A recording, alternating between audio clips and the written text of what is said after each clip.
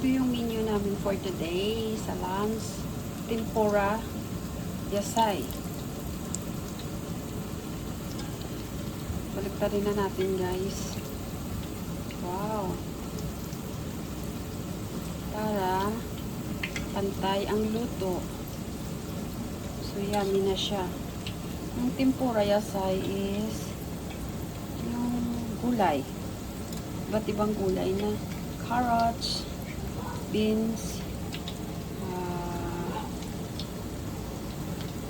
green onion,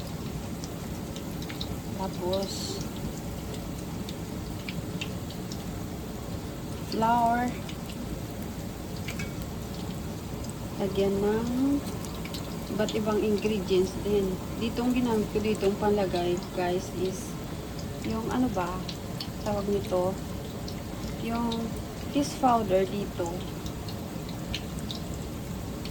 tapos salt and pepper and oyster sauce. Yan po, masarap yan siya. Pero gagawa rin po ako ng sausawan, sweet and sour sausawan, at saka spicy, yung vinegar, sweet, spicy, and